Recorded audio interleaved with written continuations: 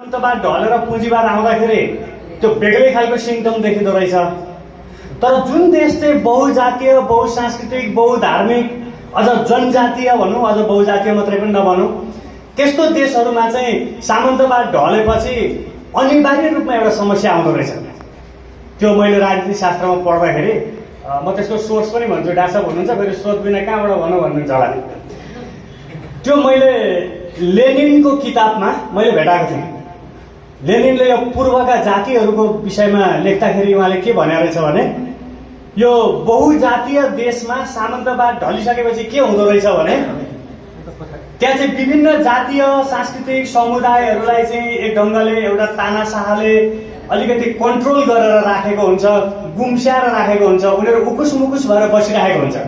तर जब त्यो सत्ता ढल्छ, ढलेपछि उनीहरूका मागहरू, उनीहरूका आकांक्षाहरू, उनीहरूका भावनाहरू मुखरित भएर आउन थाल्छन् र उनीहरूले भन्छन्, हामी त सीमान्तकृत बनाएर राखिएको थियो, हाम्रो पनि पहुँच हुनु पर्यो, हाम्रो पनि आत्मसम्मान हुनु पर्यो, हाम्रो पनि समानता हुनु पर्यो, राज्यका सम्पूर्ण निकायहरूमा हाम्रो पहुँच हुनु पर्यो भनेर उनीहरूले जब आफ्ना आकांक्षाहरू, आफ्ना आवाजहरू व्यक्त गर्न थाल्छन्, त्यो परिस्थितिमा चाहिँ एउटा द्वन्द्व सिर्जना हुन्छ। त्यो चाहिँ एकल जातीय मुलुकहरूमा चाहिँ त्यस्तो हुँदैन रहे। सामन्तवाद ढल्यो, पुँजीवाद आयो, गर्नेले शासन गर्छ, सकिहाल्यो। तर जुन बहुसांस्कृतिक, बहुधार्मिक देश छ, त्यो देशमा चाहिँ दबाइएका आकांक्षाहरू त उठ्नै भयो नि त। त्यो कारणले गर्दा हाम्रो जस्तो देशमा चाहिँ यो मुद्दा जुन उठ्यो, पञ्चायत, विशेष गरी पञ्चायत कालमै पनि, अघि सुरेश दाइले इतिहासै भनिसक्नुभयो, धेरै राणाकालमा पनि भएको थियो। तर खास गरी जब पञ्चायती व्यवस्था ढल्यो, राजाको प्रत्यक्ष शासन ढलेपछि यी आकांक्षाहरू चाहिँ मुखरित भएर आए। हामीलाई किन हेर्यो, हामीलाई समानता चाहियो, हाम्रो भाषा संस्कृति राजनीतिमा हाम्रो पहुँच चाहियो, सम्पूर्ण ठाउँमा चाहिँ हाम्रो अधिकार चाहियो नि त। हामी यत्रो जनसङ्ख्यालाई चाहिँ हामीलाई चाहिँ अधिकारविहीन पार्ने भनेर जुन ढङ्गका सांस्कृतिक समूह, राजनीतिक समूह, धार्मिक समूह, विभिन्न खालका भावनाहरू उजागर भएर आयो। त्यस पछाडि एउटा द्वन्द्व जस्तो भयो, आन्दोलन भयो, मागहरू आए, आवाज उठ्यो, सडक तात्यो, सदनमा आवाजहरू उठ्यो। त्यस कारणले यो मुद्दा चाहिँ कसैले उठाएको होइन। मेरो परिभाषामा भन्नुहुन्छ भने यो मुद्दा गोरेबहादुर खपाङ्गीले, सुरेश आले मगरले या एबिसिडी कसैले उठाएको मुद्दा होइन।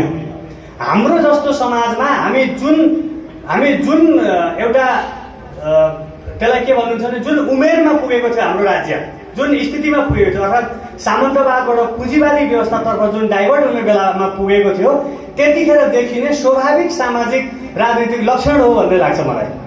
जस्तो हामी किशोरावस्थापछि पुरुषको जुङ्गा आउन थाल्छ।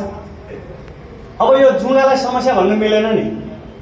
यो के हो भन्दाखेरि एउटा उमेरमा निश्चित रूपमा देखा पर्ने एउटा चाहिँ लक्षण हो नि। त्यस्तै म यो मुद्दालाई कसरी लिन्छु भने, हाम्रो जस्तो बहुसांस्कृतिक, बहुजातीय, बहुधार्मिक, जनजातीय, आदिवासी समुदाय पनि भएको देशमा सामन्तवादी सत्ता ढलेपछि सबैका आकांक्षाहरू मुखरित भएर आउँदाखेरि स्वाभाविक रूपमा आइपर्ने र राज्यले समाधान गर्नै पर्ने, फेस गर्नै पर्ने समस्याको रूपमा यो हो भन्ने मलाई लाग्छ। अब यसमा यो भएपछि यो मुद्दा ठिक थियो थिएन भन्ने कुरै भएन नि। जुङ्गा आउनु ठिक थियो कि थिएन भनेर बहस गरेर जरुरी छ र? त्यो त प्राकृतिक कुरो हो नि। त्यस कारण यो हाम्रो देशको एउटा यो प्राकृतिक रूपमा हामीले समाधान गर्नै पर्ने विषय हो। अनि यसको विषय दुई तरिकाले समाधान भएको रहेछ। अब सबै जात जाति, सबै समुदायको समान सहभागिता र सम्मान हुने गरी राज्यलाई हामी कति समावेशी बनाउँछौँ र कति त्यो बहुपहिचानलाई हामीले समेटेर लिएर जान्छौँ, त्यो एउटा सोल्युसन भयो। अर्को कति दबाउने, द्वन्द्वमै बसिराख्ने, झगडै गरिराख्ने, मुभमेन्टमै रुमल्ली राख्ने एउटा अर्को त्यो तरिका हो। अब हामीले कुन तरिका प्रयोग गर्ने त भन्ने मामिलामा हाम्रो राज्यका निकायमा बसेकाहरूले यसलाई नबुझ दिँदाखेरि यो कचल्ट्यो भन्ने लाग्छ। यो असफल चाहिँ म भन्दिनँ यसलाई। अनि त्यो त्यसरी चाहिँ यस कारणले यो मेरो पहिलो प्रश्नको कुरामा चाहिँ मेरो टिप्पणी के हो भने, यो पहिचानको मुद्दा सही थियो त? यो मुद्दा सही थियो भन्ने जहाँसम्म सोध्नु भएको छ। यो नेचुरल राज्यको डेभलपमेन्टको एउटा नेचुरल प्रोसेसमा आइपरेको एउटा प्रब्लम भएको हुनाले यो सही थियो कि गलत थियो भनिराख्नु जरुरी छैन। यो समाधान नगरी नहुने स्थितिको रूपमा हामीले भोगेका हौँ भन्ने मलाई लाग्छ। अब दोस्रो, यो आन्दोलनको प्रोसेस आन्दोलनको प्रकृति ठिक थियो त भन्ने प्रश्नमा धेरै कुरा दोहोऱ्याइराख्न जरुरी छैन। सुरेश दाइले अघि जुन व्याख्या गर्नु भएको छ, हामी राजनीतिक रूपमा हामीले शक्ति आर्जन गर्नु पर्थ्यो, राजनीतिक रूपमा यसको नेतृत्व हुनु पर्थ्यो, सामाजिक सांस्कृतिक रूपमा मात्रै भयो भन्ने जुन तर्कहरू उहाँले गर्नुभएको छ त्यसमा असहमति राख्नुपर्ने कुरा छैन। यसलाई चाहिँ म कसरी यहाँ समअप गर्छु भने यो आन्दोलनको प्रकृति ठिक थियो त भन्ने प्रश्नलाई चाहिँ म तेस्रो प्रश्नमै मर्ज गरिदिन्छु ताकि मेरो समय पनि बचत हुन्छ र यहाँ सोधिएको कुरालाई पनि त्यसो भन्न सकिन्छ। तेस्रोमा चाहिँ आदिवासी जनजाति आन्दोलन असफल हुनका कारणहरू के हुन् भन्नुभएको छ। मैले यसमा 8 वटा कारण चाहिँ पहिचान गरेको छु होइन। अब यसमा थप्न पनि सकिन्छ र यो यसमा तपाईहरू असहमत पनि हुन सक्नुहुन्छ। फेरि मलाई सुरुमै आउटसाइडर भनिदिइसक्नु भएको भएर म चाहिँ अलिकति अब मैले हेरेको, मैले देखेको, मेरो नजर गलत पनि हुनसक्छ, त्यसलाई सच्याइदिनु पनि अनुरोध गर्छु होइन। यसमा 1 नम्बरमा चाहिँ यो असफल हुनुको कारण भन्नेमा यो कम्प्लिट असफल चाहिँ म मान्दिनँ। सुरेश दाइले भने जस्तै हो, केही उपलब्धिहरू आएको छ, केही संविधानले एड्रेस गरेको छ, केही सोसाइटीले एड्रेस गरेको छ। हामी मोरङबाट सुनसरीबाट धरानबाट गाडी चढेर नाइट बसमा काठमाडौँ आउँदाखेरि मधेसीलाई सिटमा बस्नै दिँदैन थियो। मैले देखेको 48-49 सालतिर मुडामा बस्न लाउँथ्यो। त्यो मुडा खाली अर्को कोही आएछ भने मुडामा नै हटाउँथ्यो, ए भैया उभिने भन्थ्यो। अहिले त्यस्तो छैन नि त, डराउँछ अहिले त्यो ड्राइभरहरू पनि चलाउँदैन त्यहाँ। त्यो पनि उपलब्धि हो। सोसाइटीमा उसको जुन अपमान थियो नि, त्यो अपमान गर्न छोडेको छ नि। महिलालाई, जनजातिलाई, दलितलाई, मधेसीलाई, मुस्लिमहरूलाई, आदिवासीलाई त्यो अपमान गर्नु हुँदैन, विभेद गर्नु हुँदैन, उखान टुक्कामा होस् या बोलीमा होस् या व्यवहारमा भन्ने जुन मान्यता मानक यो अवधिमा उपलब्धि प्राप्त भएको छ, यी सबै कुरालाई हेर्दाखेरि पूर्ण असफलै भनिहाल्नु मिल्दैन। अब मैले जुन 8 वटा नम्बर भने, 1 नम्बरमा म के भन्छु भने पार्टी भएन। कुनै पनि मुभमेन्ट सफल हुनलाई पार्टी चाहिन्छ। पार्टी नभएको होइन भयो। कुमारजीहरूले अहिले पनि सङ्घर्ष गरिराख्नु भएको छ। सबैभन्दा बढी पूर्वमा उहाँले पार्टी बनाउनु भएकै हो कुमारजी, अरू धेरै साथीहरू, एकजनाको चाहिँ नाम लिँदा अरू साथी रिसाउने पनि होला फेरि। त्यस्तै अब थरुहटमा पनि आन्दोलन भएको हो, सबै ठाउँमा आन्दोलन भएको। तर जस्तो उदाहरणको लागि मधेसमा क्षेत्रीय पार्टी छ, त्यहाँ मधेस पनि प्राप्त भयो नाम। क्षेत्रीय दल एउटा शक्तिको रूपमा, कमसेकम मुख्यमन्त्री बनाउने शक्तिको रूपमा क्षेत्रीय पार्टी छ। काङ्ग्रेस र एमाले माओवादीले बनाउनु परेको छैन। उदाहरणै छ नि 7 वटा मध्ये एउटा। अरू ठाउँमा कहाँ भयो त त्यस्तो पार्टी? कहीँ 1 सिट छ।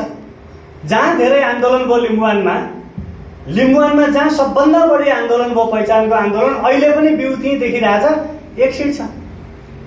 कारण के? 6 वटा सङ्गठन लगेर भेडेटारमा पार्टी एकता गर्नुभयो। एकछिनमा तल धरान झरिसकेपछि फेरि झगडा सुरु हुन्छ। त्यो झगडाको स्रोत के हो? I don't know. बाहुनलाई सोध्नुहुन्छ भने चाहिँ हाम्रो शास्त्रमै अब 4 जात 36 वर्ण, बाहुनको पनि 3-4 वटा एकदमै डिभाइडेड भएको हुनाले हाम्रोमा त्यो डिभाइडेड कल्चर छ भनौँ। अब लिम्बू त झन् साह्रो राईको भन्दा पनि युनिफाइड सोसाइटी हो। राईको त धेरै जाति भाषा छ। अनि लिम्बू पनि किन एक हुँदैन? किन जुँगै हुँदैन? तर जुँगाको लडाइँ किन हुन्छ? जुँगा छ भने जुँगै हुँदैन। अघि सुरेश दाइले भन्नुभयो हामी मिल्दैनौँ, एकता भएन। त्यो त जसले पनि भन्न सकिन्छ। तर एकता भएन चाहिँ किन? नभएको किन? बाहुनले गर्दा नभएको कि बाहुनको प्रभाव भएर नभएको कि हिन्दुइजमको प्रभाव भएर नभएको कि लिम्बूको जिनमै या आदिवासी जनजातिको जिनमै झगडा गरौँ भन्ने छ कि? यो त कम्युनिटी बेसमा सांस्कृतिक रूपमा झन् एकताबद्ध समूह हो। किन मिल्दैन? किन फुट्छ? यसको खोज्नु पर्यो नि। फुटेका कारणले भएन भन्न त जसलाई पनि सकिन्छ नि, होइन? गाडी किन पल्ट्यो भन्दा भिरबाट लडेर पल्ट्यो भने जस्तो त हुँदैन। त्यस कारणले गर्दाखेरि पार्टी भएन। मलाई अहिले पनि लाग्छ 7 प्रदेशमा पहिचानका आधारमा तपाईँहरूले एउटा क्षेत्रीय पार्टी बनाउन सकेको भएदेखि, एउटा प्रेसर दिन सकेको। एउटा बालेन्द्रले त यत्रो काङ्ग्रेस एमालेलाई थर्काइरहेको छ, एउटा हर्क साम्बाङलेमा ढुङ्गा बोक्दाखेरि थर कामिरहेछ। अनि पार्टी बनाएको भए डराउँदैन थियो होला त? मुख्यमन्त्री बनाएको भए डर पनि थियो होला त, सक्नु भएन किन? त्यस कारणले पार्टी चाहिन्छ, मुभमेन्टलाई पार्टी चाहिन्छ। यो राजनीतिक मुभमेन्ट हो भने, सांस्कृतिक हो भने 57वटा 58वटा सांस्कृतिक समूह बनाउँदै जाँदा नि हुन्छ। तर राजनीतिक मुभमेन्ट हो भने पार्टी चाहिन्छ, एकता चाहिन्छ। गुटबन्दी भयो, काङ्ग्रेस एमाले माओवादी जस्तो गुटबन्दी भयो, एउटाले अर्कालाई नमान्ने, अब अहिले राईले लिम्बूलाई नमान्ने झगडा छ, भोलि बान्तवाले चामलिङ नमान्ला, भोलि चेम्जोङले सिंहक नमान्ला, नेम्बाङ नमान्ला। यो किन हुन्छ? यो कुरा तपाईँहरूले गर्नुभयो र राजनीतिक यसलाई चाहिँ पार्टी हरेक प्रदेशमा क्षेत्रीय पार्टी। म त कुमार लिङ्देनजीसँग कुरा हुँदाखेरि कहिलेकाहीँ भन्थेँ क्या, के अरे अब यो गल्ती भयो अरे हाम्रो डासा हुनुहुन्छ, मलाई डरै छैन जति भन्नु यो बरालले अलिक मिलाएन भन्दै हाल्नुहुन्छ उहाँले। कुमार लिङ्देनलाई मैले के भनेको भने, तृणमूल काङ्ग्रेस जस्तो ममता ब्यानर्जीको जस्तो एउटा गतिलो पार्टी बनाउनु न हौ कुमार सर पूर्वमा। अरू सब थर्कमान हुन्, भ्रष्टाचार नगरोस् यो पार्टीले, विकास गरोस्। माथि ताप्लेजुङमा सुँगुर पाठा किन्न नसक्ने एउटा लिम्बूलाई त्यहाँ केही पार्टीको तर्फबाट अथवा राज्यको तर्फबाट लोन दिन सक्ने, उसको घरबार उज्यालो पार्न सक्ने पार्टी बनाउनुहोस्। उहाँ बेलायतमा बसेर हौ पहिचान त चाहिन्छ मात्रै भन्ने पार्टी बनाउने कि त्यो माथि गरिबलाई केही उद्धार हुने खालको पार्टी बनाउने कुमारजी भनेर पनि भन्थेँ म छलफल हुँदाखेरि, होइन? त्यस्तो एउटा क्षेत्रीय पार्टी बनाउने कि हामी पनि लागेर त्यो एउटा क्षेत्रीय पार्टी, यो पार्टीले त हाम्रोमा विकास गर्छ भन्ने कि? मुद्दाहरू हेर्नु न, अहिले अब ILO 169 कै कुराहरू उठाउन सकिन्छ। कोशी उच्च बाँध बनाउँदाखेरि हामीलाई पूर्वको बासिन्दालाई हित हुन्छ कि हुँदैन, यो कुरामा छलफल गरौँ भन्दा त्यहाँका बाहुनहरू पनि आउँछन्। बाहुनको मुद्दा पनि छ नि, सँगै काम गर्ने मुद्दाहरू छन् नि त। ती मुद्दामा चाहिँ कुरै भएन, बाहुन बाहुन बाहुन बाहुन भनेको छ। अनि पार्टी पनि बन्दैन, क्षेत्रीय रूपमा सबैलाई समेट्ने खालको पार्टी पनि बन्दैन। पार्टी नभएपछि हुँदैन, एक नम्बर मेरो है त। अर्को कुरा, पार्टी नभएपछि त्यो विचारधारा पनि भएन क्या। आदिवासी जनजातिले अधिकार खोजेको, पहिचान खोजेको, ILO 169 अन्तर्गत हाम्रो स्थानीय अधिकार खोजेको, हाम्रो ट्रेडिसनल नलेजहरूलाई चाहिँ प्रमोट गर्नु पर्यो, बाहिर हस्तक्षेपबाट मुक्ति खोजेको त भन्यौँ। तर हामीले विचारधारा कस्तो छ? अब हर्क साम्पाङले अहिले श्रमदान गरेर जुन पानीमा श्रमदान गर्नुभएको छ नि, त्यो श्रमदान गर्ने कल्चर त आदिवासी कल्चर हो नि त, आदिवासी जनजातिको कल्चर हो नि। हामीले यी आदिवासी जनजातिको कल्चरलाई हामीले काम गऱ्यौँ भने यस्तो हुन्छ हो बाहुन बाजेहरू भनौँ भने, एउटा म्यासेज हो नि त, यो हो रहेछ। कसैले विरोध गर्छ त्यो कुरालाई? छ नि त, हाम्रो प्रपर्टी छ नि, हाम्रो आदिवासी जनजातिहरूसँगको जुन नलेज छ नि, जुन कल्चर छ, जुन परम्परा छ, त्यो परम्पराको त्यो विचारधारामा अडिएको हामी पहिचान सहितको पहिचानमा आधारित हामी एउटा शक्ति बनाउँछौँ, एउटा समाज बनाउँछौँ। त्यो समाजमा सबै अड्छ, सुख हुन्छ, शान्ति हुन्छ भन्ने म्यासेज दिने विचारधारा पनि हामीसँग भएन। पार्टी नै नभएपछि कहाँ विचारधारा होस्? त्यस कारणले हामीसँग स्थानीय विचारधारा छ, आदिवासी जनजातिहरूसँग स्थानीय लाइन छ, राजनीतिक विचारधारा, सामाजिक विचारधारा, स्थानीय विचारधाराहरू छन्। त्यो सबैले एकले अर्कालाई मानेर बसेका चिजहरू छन्। ती चिजलाई एउटा पार्टीको कल्चरको रूपमा तपाईँले विकास गर्न सक्नुहुन्न। पारा उस्तै छ, काङ्ग्रेसले पनि भेटायो भने ठेकापट्टा गरेर खाइदिने, एमाले भेटायो भने खाइदिने, अर्को आउँदा त्यही गर्ने, ढाक तेर्स्याउने, चन्दा उठाउने, अनि बेलुका फेरि बियर र सुकुटी खाने, अनि त्यहाँदेखि पहिचान भन्ने मात्रै भनेर त पत्याउँदैन नि। हर्क साम्पाङले बालेन्द्रले जस्तो गर्नु पर्यो नि, अपिल गर्नु पर्यो नि, नेता जन्मिनु पर्यो नि, त्यो खालको सादगी हुनु पर्यो नि। कुमारजी सादगी नै लाग्छ मलाई, एकदम जोगी पाराको हुनुहुन्छ। त्यस्तै तरिकाले लाग्नु पर्यो नि, सबै डेडिकेट गरेर लाग्नु पर्यो नि। त्यो चिज पाइएन दुईटा कारणले, पार्टी पनि भएन, विचारधारा पनि भएन। विचारधारा नभएको होइन, छ तर भएन। गुटबन्दी मौलायो, गुटबन्दीको कारण पत्ता लागेन, मैले अघि भनिहालेँ, पत्ता लगाउनु पर्यो। आन्दोलनमा त्याग र समर्पण देखिएन, स्वार्थ देखियो। अरू ठुला पार्टीहरूकै जस्तो पारा हो, फरक देखिएन। फरक देखिनुपर्छ। त्यो फरक देखिँदाखेरि सफल हुन्छ भन्ने कुरो धरान गए पनि थाहा हुन्छ, काठमाडौँ बसे पनि थाहा हुन्छ। त्यो भएन। अर्को चाहिँ मैले देखेको, अर्को चाहिँ के 5 नम्बर लेखाएको छ, यो शब्द चाहिँ कम्युनिस्टको जस्तो लाग्ला तपाईँहरूलाई, होइन? कम्युनिस्टको जस्तो लाग्ला, तर समाजशास्त्रमा पनि कास्ट एन्ड क्लास भनेर पढाइ हुन्छ नि त। त्यो हिसाबले बुझ्ने हो भने यसलाई कम्युनिस्टको अर्थमा नबुझ्दाखेरि हुन्छ। वर्ग चाहिँ कस्तो भन्दाखेरि आदिवासी जनजाति, दलित, मधेसी, महिला, पिछडिएको समुदाय हामी जे भनेर भन्छौँ त्यो उत्पीडित पिछडिएको हो नि त। तिनीहरूको मुद्दालाई प्रायोरिटी दिनुपर्नेमा त्यो भएन। मैले अघि अलिकति सङ्केत पनि गरेको थिएँ।